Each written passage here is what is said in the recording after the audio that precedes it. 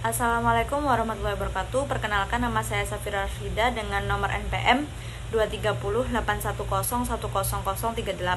Di sini saya akan memaparkan bagaimana tutorial dalam pendownloadan Windows 11 dan juga Ubuntu pada virtual machine. Nah, pada tahapan awal kita bisa melakukan pendownloadan yaitu virtual machine di Google dengan mengetikkan download virtual machine di Google, dan kita akan memilih pada virtual machine Oracle, yang kemudian kita bisa klik pada Windows host, yang dimana nantinya akan otomatis terdownload. Nah, karena saya sudah mendownload, jadi saya tidak perlu mendownload kembali. Kemudian selanjutnya kita bisa mendownload Windows 11, yaitu kita akan mendownload ISO dari Windows 11. Nah, kita bisa menggunakan yang pada web Microsoft. Nah, selanjutnya kita tunggu dulu.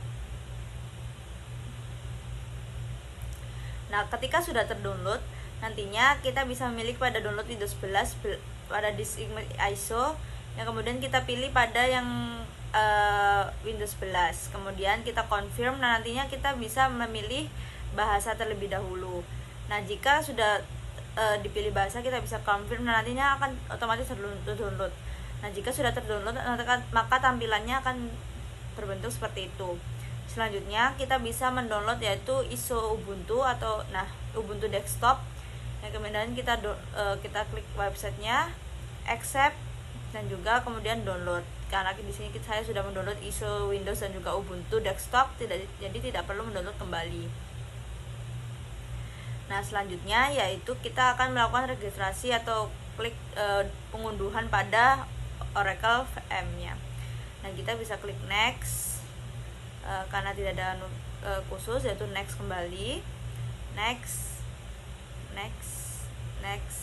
hingga selesai. Kita tunggu dalam pengunduhannya. Kemudian next. Nah, jika sudah, kita perbesar. Kita akan klik new, dan kemudian kita akan mengetikkan Ubuntu. Yang pertama kita akan melakukan pengunduhan dan penyambungan yaitu Ubuntu Linux di dalamnya. Nah, untuk pemilihan dari versionnya, kita akan memilih pada version Oracle Linux 64 yang bisa dicari di situ.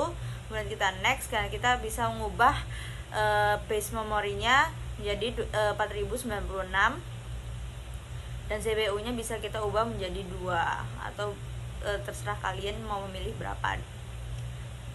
Nah, di sini kita juga bisa mengubahnya tergantung sesuai kebutuhan masing-masing. Di sini saya mengubah menjadi 50, kemudian finish. Kemudian kita cek kembali apa yang kita butuhkan. Nah, di sini bisa kita hubungkan yaitu dengan file yang unduhan dari Ubuntu yang sudah kita download tadi. Nah, jika sudah terdownload, kita bisa dilihat di situ yaitu Ubuntu Linux dengan tipe data. Kita cek kembali. Jika sudah, kita akan melakukan start. Nah, di dalam start ini mungkin fasenya akan memakan waktu yang lebih lama. Nah, kemudian jika sudah terdownload, maka tampilannya akan menampakkan tampilan seperti itu. Kita perbesar dulu, kemudian kita atur. Nah, selanjutnya kita tunggu kembali. Nah, jika sudah selesai, maka pengunduhannya akan memiliki tampilan yang seperti ini. Nah, kita bisa registrasi di sini apa yang kita butuhkan. Nah, di sini kita bisa klik next saja. Kita pilih pada untuk penggunaan individu.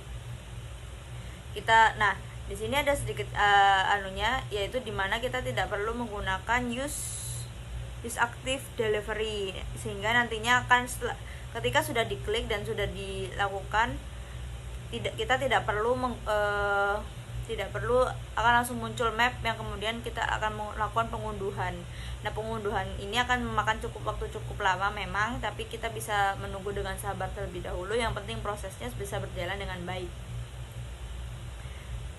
Nah, jika pengunduhan sudah dilakukan, nah di sini akan muncul layar-layar apa yang sudah terunduh seperti itu.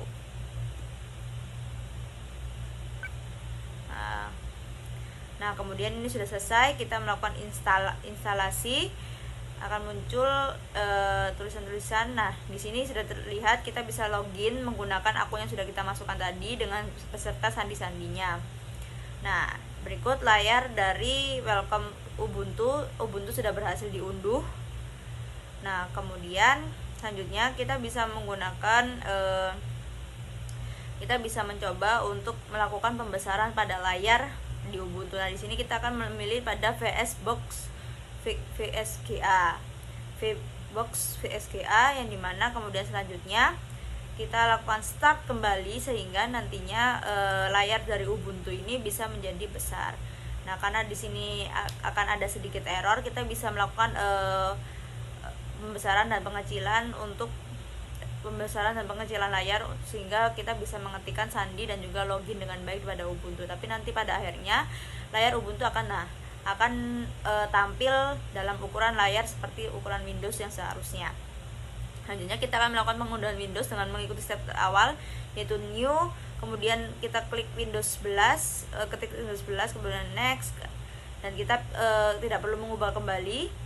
Nah, di sini kita ada perubahan, yaitu pada boot over tidak perlu menggunakan floppy. Kemudian kita hubungkan lagi file Windows yang sudah kita download tadi. Kita hubungkan, nah kita cek kembali. Nah, jika sudah, kita bisa lakukan start. Nah, jika start sudah dilakukan, maka kita bisa menunggu. Nah, akan terdapat loading yang cukup lama. Kita bisa registrasi. Nah, di sini kita akan lakukan install. Nah, karena di sini agak sedikit error, kita bisa melakukan membuka control panel yang di dalamnya kita bisa memilih pada versi 11 Pro. Nah, di sini karena sulit, kita bisa menggunakan pada control panel, yaitu menggunakan regedit yang kemudian kita ubah, yaitu menambahkan pada file setup. Nah, pada file setup ini kita bisa menambahkan file ini. Kita bisa menambahkan file, yaitu kita bisa beri nama seperti yang pada di layar. Kita ketikkan, nah kita ketikkan agar Windows ini bisa terdownload dengan benar. Kita membutuhkan dua file berikut yang kemudian nantinya akan kita running. Kalian bisa mengikuti ketentuan-ketentuannya di dalam. Kemudian kita lanjutkan, kita pilih 11 Pro, lanjutkan, next, kita pilih yang pada individu, next. Nah, nantinya akan muncul pengunduhan seperti yang ada di layar. Kita bisa menunggu pengunduhan tersebut hingga pengunduhannya selesai, yang akan biasanya memakan waktu yang cukup lama. Nah, tapi di sini saya cut, nah sehingga nantinya akan muncul layar Windows seperti ini. Nah, kita bisa melakukan registrasi ulang, pemilihan bahasa, registrasi ulang menggunakan akun baru, menggunakan create akun baru, yang nantinya akan muncul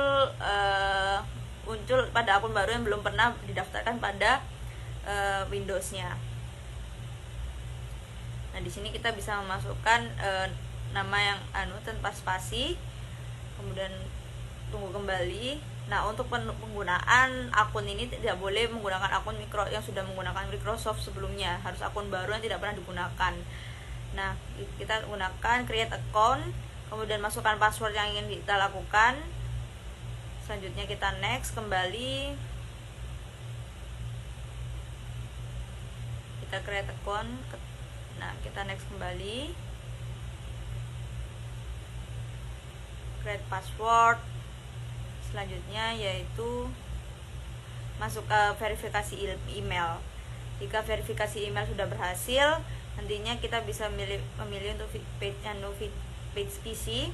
Kemudian kita bisa setup pin yang kita gunakan untuk masuk ke dalam Windows nantinya.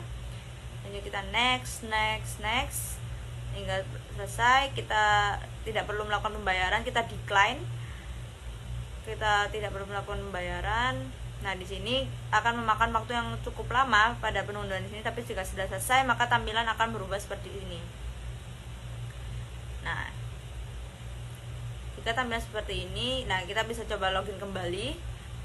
Nah, kita coba, nah untuk akunnya sudah bisa terdaftar dan juga kita bisa menggunakan PIN yang tadi sudah kita masukkan. Jika selesai, maka tampilan Windows sudah selesai kita download.